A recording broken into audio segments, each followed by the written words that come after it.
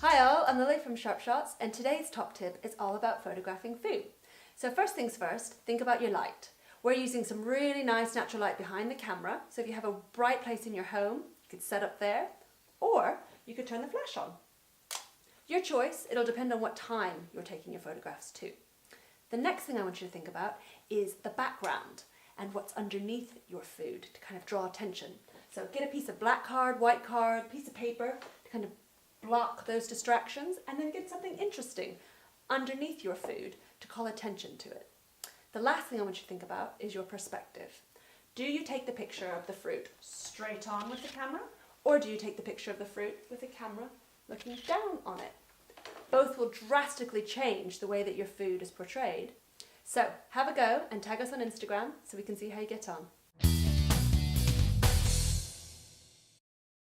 Hi. Already got it great. There's a bit of a, I went off on. Is there anything weird that I said?